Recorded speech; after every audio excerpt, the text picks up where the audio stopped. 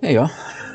So I'm FNG007, and today we're going to go into my Minecraft world. We're just going to have a little chat.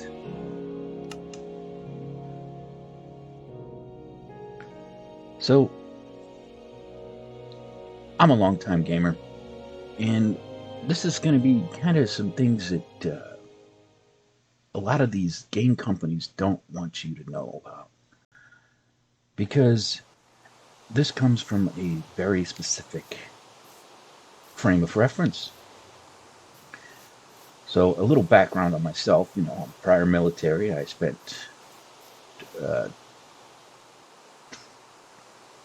15-ish years in the upper regions of the tech industry, mostly Department of Defense type things. Even after I got out of the service, I only did one term. Um, but, so that's what I did. Um, as a kid, very avid gamer, grew up on Atari, Nintendo, all that kind of thing. And uh, I am also a gray hat. That's a hacker, for those of you that don't know the vernacular. I'm an ethical one, and have been throughout my career. So, I've been around. So, what I'm trying to say is that in the last few years, I got out of my old industry and I really got back into gaming, which was my first love, for um, the, you know, just whole fun of it. So I got into these retro games, what everybody was calling retro games, the emulation, all that kind of fun stuff, and the ROMs. And I started seeing all these things like, if you're emulating games, you're a pirate. If you're uh, if you're selling these um, systems that can play all these retro games, it's illegal. And everybody that's doing all these things, they're going against all these copyrights and all this other stuff.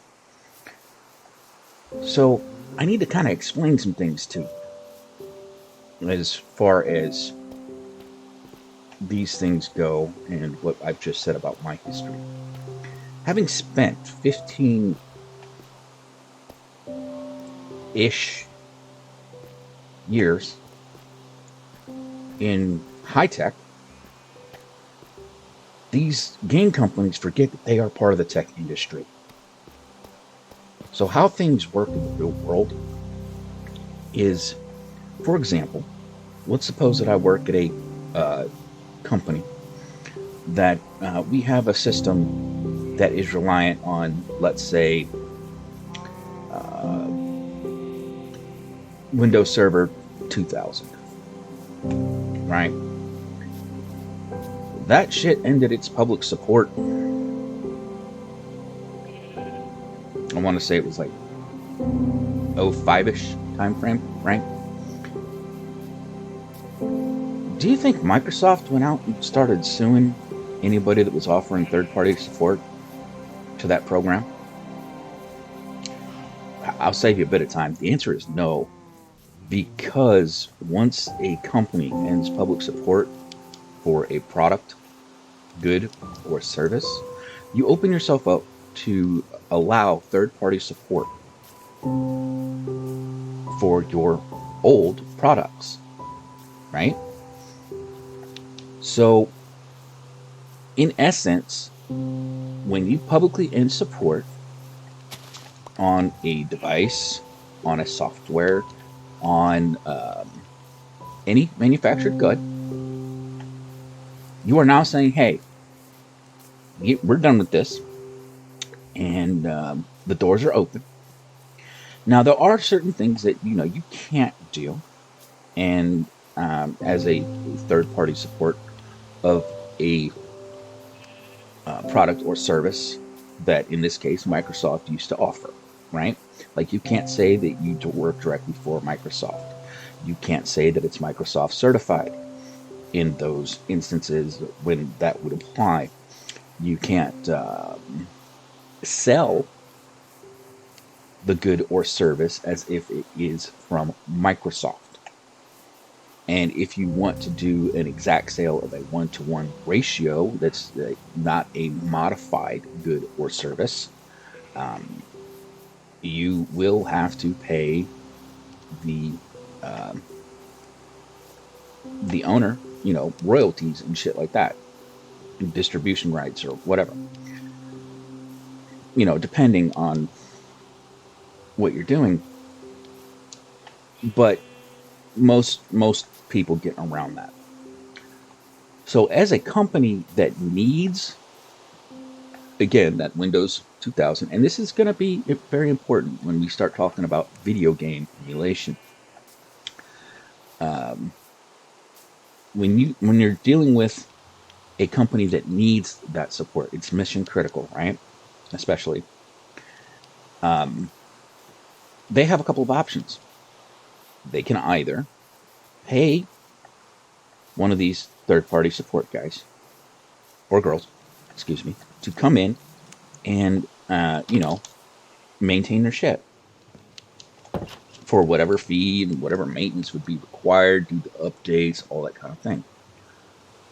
Or they can do kind of a hybrid approach, and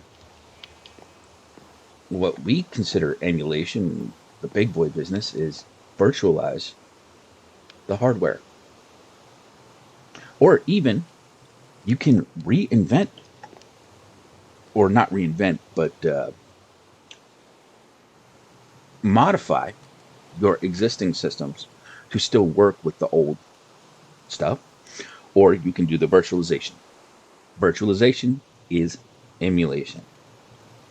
So when we talk about game emulation, that's all it is. It's the virtualization of the hardware that was, the old school Nintendo, let's say, right?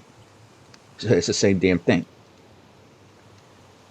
You don't see these billion-dollar companies that don't virtualize the things that they need, right? For their things. You don't see it. You don't see Microsoft coming after these companies for needing to virtualize things that they have since ended service on, and that is completely within their right to do so. So I'm not saying, Microsoft needs to continue to offer and support all the service for now until forever. I mean, look at Internet Explorer for one of the most well-known examples. Microsoft kept that up and running well beyond its estimated end of cycle, simply because so many systems depended on that. And I think that just recently we have finally started to see some actual quote-unquote third-party support and or enough support with the Edge that came out to replace the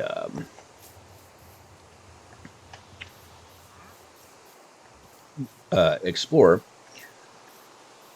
that we're in a decent position. I realize I've been kind of running around here while I'm talking, so I think I got to feed my cows. So, what does any of this have to do with emulation? What is it that these video game companies don't want you to realize? Well, the thing is that since the early 80s and the 90s, hackers like myself have been targeted on, we're just dirty and we're criminals and all this other kind of stuff. I assure you, I am not. First and foremost, I am not. And yeah, if you actually look at my professional record, you would probably realize that to insinuate such would be kind of your ass. But I digress. Um, but they have been targeting us to basically get public perception that all of this is wrong, all of this is illegal, to um, download these games, to play these games well after their life cycles, right? And it's confused the entire community on what is legal, what isn't legal, and blah blah blah. And they wield copyright, copyright as some sort of legal club, and you know, internet service providers, different sites actually go along with this bullshit. And a it it affects legitimate third party uh, support of certain things. For example, recently I had an issue where I modify um, a couple of the handheld systems, you know, PlayStation portables, PSPs, and Nintendo DSs, and I put one of those up on eBay, and it got taken down because uh, they said that that product promotes piracy and copyright infringement. Okay, to infringe on copyright, it must be an individual game first and foremost. It's a strike against like each individual deal, right? Unless, of course, you are breaking a copyright in, say, um, en masse while something is still in production, and it gets pretty deep. But the basics of it is that. Um, so my system, which is a combined system of many uh, gaming systems with many ROMs for a fixed price for the system itself, is not breaking copyrights. And them taking down my item actually infringes on my freedom of enterprise as a third party vendor. That's something that they don't think about or acknowledge. Um, so if you go into, like, say, Amazon.com or any of these other selling sites, you'll see all these emulation systems that are sold out in the open. And the big game companies don't come after them. But because I was an individual selling on eBay, uh, you know, eBay basically just took, well, in this case, all of big gaming's uh, aside, and was like, um, this condones piracy and breaks copyright. Firstly, no, it doesn't condone piracy because no retro game is pirated. I'm going to say it again. No retro game is pirated. And how is the pirating of a game accomplished? Well, it has to be something that was boosted from your servers before the public release of the product. That would be piracy. And that's a cybercrime. And when said cybercrime is committed, what needs to happen is the company that has had the crime committed against them needs to hire a little team or a large team, depends, and they need to investigate, go through, and determine the individual and or group that, you know, perpetrated the theft of their unreleased product. because it was stolen from behind their walls. Well, what about when it's sold, Lloyd? I mean, that should matter, right? Well, when the device, item, software becomes available for public consumption, you can still get somebody for, um, piracy, or it actually, it wouldn't be piracy in this case. It would be, like missale or something like that. Um, but it's not the same as theft. It's and it can't even be looked at as corporate espionage. If you are somebody like me that say, maybe I want to get one over on my competition, I can totally legally go buy your product, reverse engineer it tomorrow. Well, it'd probably take me a bit longer if I'm doing a full reverse engineer or something. And if you don't have a patent on it, I can repurpose your entire thing, slap my name on it, and sell it. That's a fact. You can go through all the court and legalese if you want to. Be my guest. And in fact, I suggest that you do. Because there's a lot that the gaming industry doesn't remember about the tech laws, or they choose to not remember. Because like I say, they rely on this copyright that, first and foremost, it was put out and developed as a way for artists to make sure artists got paid. Well, aren't video games art? Yes, they are, in a sense. But where they differentiate from is that because of programming and stuff like that, it's not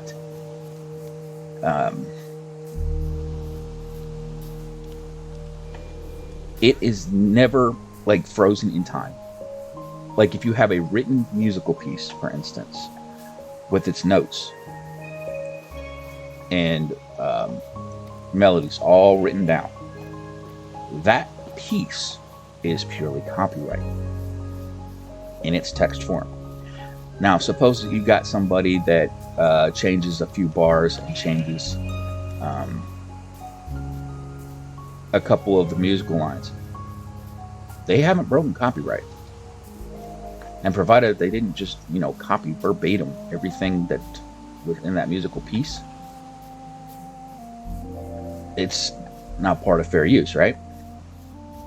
Sorry, but so copyright was never intended to be used as some kind of legal club for corporations to deny advancement in either technology or art.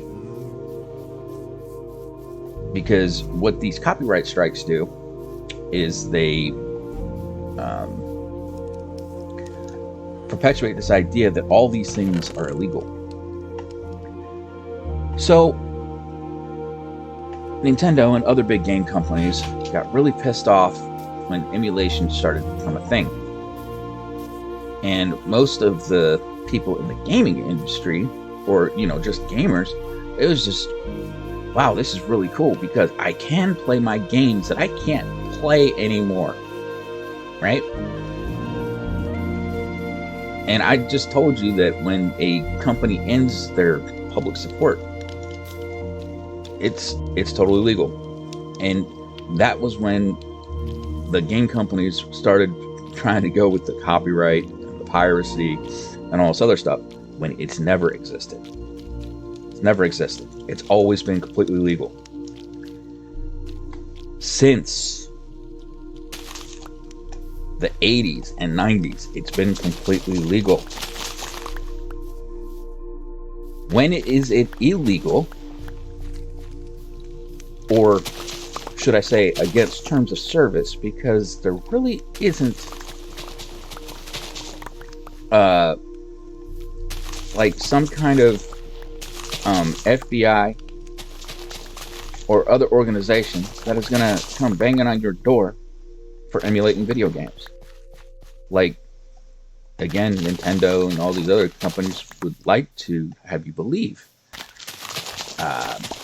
In fact, if Nintendo called up the FBI and said, hey, we want you to arrest so-and-so because they're playing our games, number one, they're going to get laughed at. They're going to get told, you need to call another organization, schedule a frickin' investigation, and you're wasting my time, our time. Have a nice day. I mean, it's ridiculous. It's kind of the like the thing with the FBI warning that was put onto old school videotapes, right? If you're out there wholesale bootlegging cassette tapes, yeah, the FBI may show up at your door and like reselling the individual tapes. Yeah, the FBI might show up at your door. But it's going to be after an investigation, a whole bunch of other things, and it'll normally have a warrant for your arrest involved. Your general police don't get involved in this. So that's kind of another thing. Like I say, I was a kid, and we all had this fear that, the cops were going to come and take our games. Because I was from that era that we were taking games that we bought apart and seeing what made them tick. Right? We were some of the first people that realized that, yes, you can take this software off and put it on other stuff.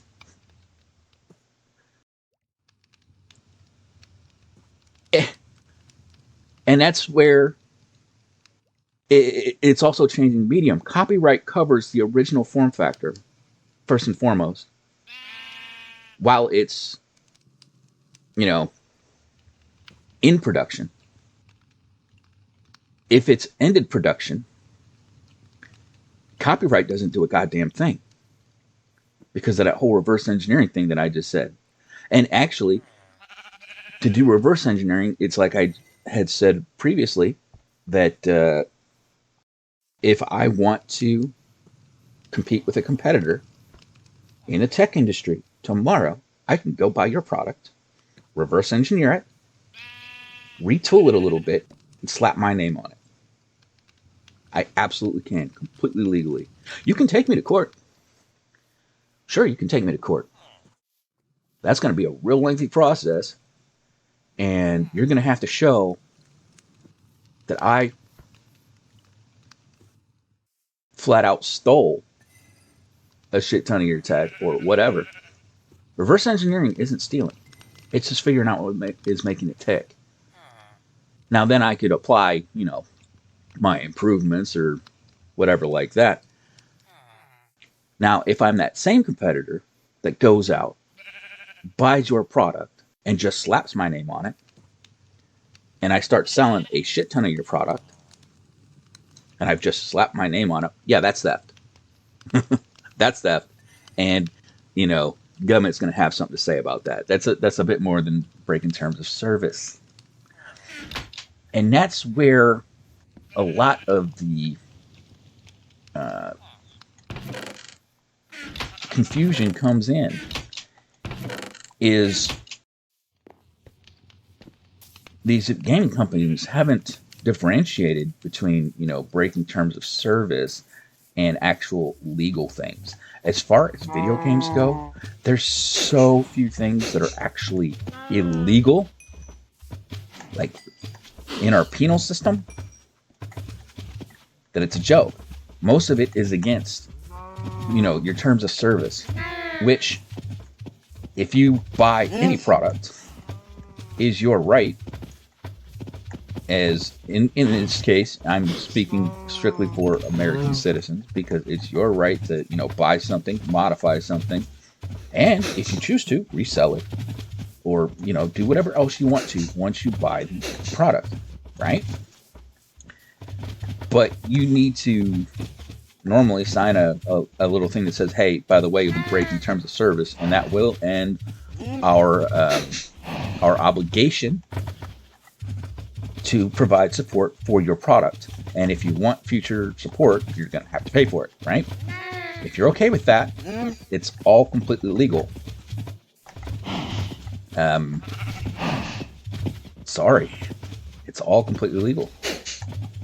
And there ain't shit that any of these companies can say about it. But here in the States, there's this beautiful thing where you can sue anybody for any reason.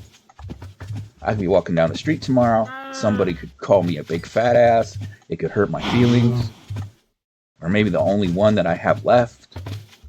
And I can go to my local court system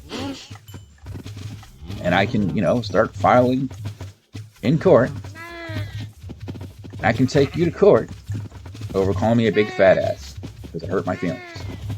That's essentially all that these big gaming companies can do if you break their terms of service or you do things that they don't like, that they would like to accuse people of piracy for.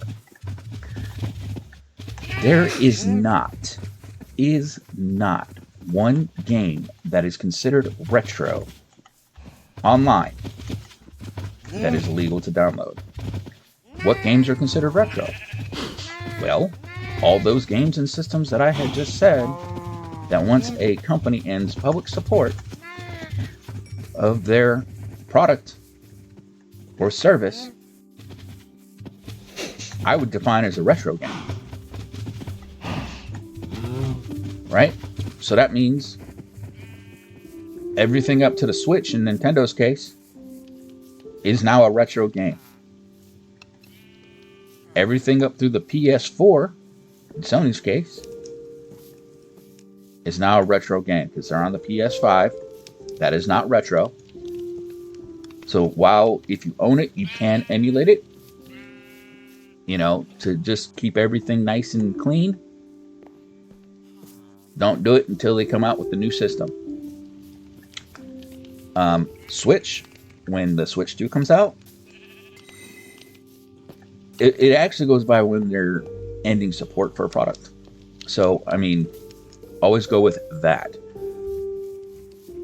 With the recent ending of the Nintendo eShop for the Wii or the Wii U, yeah, that's all fair game for third party like me to support. And for, hopefully potential gamers like yourself that maybe want to get into emulation, you can. Totally legally and totally fine. Always could. And that's one of the things that has irked me about the video game industry. Because I love the games. I've been bagging on the industry a lot. But you see right now, I'm playing this Minecraft, right? Well, more so just running around and talking. Because I'm talking to y'all. But this is what I came to because I'm so pissed off at the state of modern gaming. And I have such a love and nostalgia for my retro games that this one kind of missed me by. And I have just recently rediscovered this. And if you are an avid gamer and want a good game to play, in my personal and professional opinion, this is fun. This is great. I play on the Bedrock edition just because it can run on everything, and Java is great as well. And I'm on my PC right now, but I prefer to just stick with one edition, and this one's everywhere. So this is my current world. I kind of took over a village, you know, doing some farming things. So we'll come back to the real crux of this. When you're talking about game emulation and legalities, things like that, what should you really be looking for as a gamer? Because maybe you're scared. You got some yahoo on YouTube that just told you that everything's fine. You don't know me from Adam. And, you know, that's fair. Absolutely. You should question everything. Remember, I said hacker, right? You should question everything. And absolutely, go read those damn tech laws. I do have them bookmarked. I can send them to you. It, and plus, like I say, you know, 15-ish years in my industry. And it was no joking around, you know. There were times, and hell, I had to go through and fabricate solutions to make things work. And you can bet that Uncle Sam doesn't stop shit for a copyright, right? I'm not saying that's right or wrong in and of itself. It's just copyright isn't used in that manner, especially in the tech industry. It's not. And it not only pisses me off, but it kind of hurts me that the copyright, which should be a good thing, it should be a great thing, protecting, you know, an artist's right to make sure that they get paid for their work, especially so that we don't have the case where it's an artist that, yeah, you know that they're an artist because they're dead, and you know their estate is still getting money. Nah, they should get that money while they're alive, hopefully. Right? But copyright is being wielded by corporations that, you know, they're trying to protect themselves from not the average consumer, but from people like me, the people that know, because they are part of the tech industry, regardless of what they're trying to portray themselves as. You know, the fun-loving, you know, your bro in this modern day gaming thing, when, you know, half the developers are pieces of shit and all these essentially it's software as a service, and their service sucks. These battle passes, it's monthly subscriptions, and all these things, they're trying to play like they're the big boys, and they deliver a shitty product, and then they're surprised when people stop playing their games, and they're relying on like social media and influencers to keep them afloat. So it really hurts that you know, the people that need copyright protections and that kind of thing, 90% of the time it doesn't end up helping them, but because, you know, some big gaming company wants to slap a copyright on everything and everything, or at least say that, oh, we have copyright, so we are invincible, when they didn't want to pay for patents. They didn't, or they couldn't get them. They, you know, and trademarks only cover certain things because of that whole reverse engineering and other thing I was just talking about. It's crooked as hell is kind of the bottom line. And, you know, I really think that people today need to remind these big game companies that we have hundreds of thousands of retro games freely available online at this point, and that have been freely able to be distributed, supported, and all these things for the past 25 to 30 years anyway. What's really funny is that the state of the net, I mean, yeah, it wasn't the same in the long ago, but with the way information is able to be passed on the surface net today, it surprises me that more people don't know and more people don't do. And it lets these game companies just live in a dream world. In my opinion, they they just live in a dream world, and they can perpetuate this bullshit that they've been pirated on, and they've had XYZ done to them, when in fact they had ended their support of those products,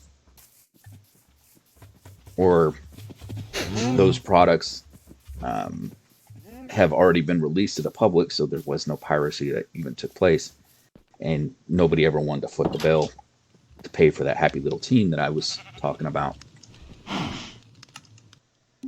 So interesting things. So today we kind of had just a little ramble. I showed you my Minecraft world because it kind of brings me peace these days with all the bullshit in modern gaming. And I had introduced myself at the beginning as, FNG007. That's who I am here on station. And this is my YouTube channel. And I do a lot with, emulation gaming and that kind of thing. And this is what I consider, who I am professionally. As I said, I'm United States Air Force veteran. I'm a gray hat. Do a bit of OSINT, InfoSec, and I'm a consultant. I'm a troubleshooter. On a personal note, I'm going to go be a barber because, all that shit was just too stressful. And I just want people to be able to play games legally and without fear. So, I post a few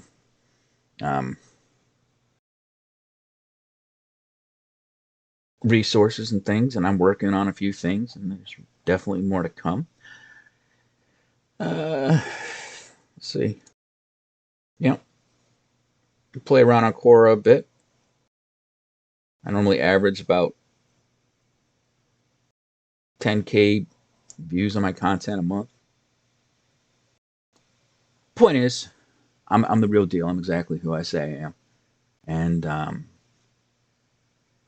I hope that you got something from my little delve into what these big game companies don't want you to know. I want you to be able to game freely, and you should pay for games when they're good. Absolutely, we should be paying for games when they're good. I'm personally kind of pissed off that we are getting mediocre games from the industry, and they're still charging us top dollar for this dog shit tech support that they offer, and content and half-finished games and this bullshit. That was one of the reasons I went back into emulation, because these classic games, these games from my childhood, and at this point, up and through my 20s and my 30s, that are now retro games, by the way, because of our definitions. I play these games, and then I have these tech companies that forget their tech companies telling me that I'm a shitbag because I am a hacker. Um, I'm an ethical one, and that everybody that emulates is committing piracy, and it's spreading the disinformation that that there's something wrong with this. There's not, and in fact, there's not um, a whole lot that you can really get in trouble with as a person who is downloading the games for their entertainment. Now, for a person who sells the services or the goods, there are a lot of stipulations on that. And trust me, I know what they are. As I say, I sell systems. I sell modified systems with these retro games installed because I can legally. But because nobody understands how the fucking trade laws work, I have companies like eBay saying that I can't. And, um, you know, if you voice certain things, you might get, say, YouTube strikes or Twitter strikes because, oh no, you're breaking copyright. No, I'm not. Absolutely not. Nobody understands how the fucking shit works. And because these big game companies have, big money, um, everybody's afraid. And you shouldn't be, especially as a general user and somebody that I'm hoping will just want to play some games. I mean, I'm a guy that walks around with 10,000 games on his damn mobile phone today. And that was a dream of my childhood. And I do it now. And I only enjoy about 200 of them because you're never really going to play 10,000 games. It's just kind of a cool flex. So, last little thing. If you like this kind of content, I know it was a little rambly in this one. I'm going to try to cut down on that in the future. But it's informative and it's something that I think everybody should know. And I want more people to be able to game, especially with the classics. So, like and subscribe. Help me with the YouTube thingies. And I will have the link to my link tree in the description. That's my general, um, what I consider communications. So if you want to follow me in social or shoot me a line, this is probably the best way to do it. And let's see, I normally post like I've got resources in there and that kind of thing. So that's where they will go to. I also have a website, which is in my link tree. It's just my blog. And that's where I'm going to start putting, some of my devices and stuff that have supposedly been naughty, but they're not, um, for purchase. So if you would like any of those, head over to the website. I should have those up in the next few days or so. And comment if there's some kind of question that you want answered or you think I can answer. And I'll put it in the next one. So, thanks for tuning in. See you next time.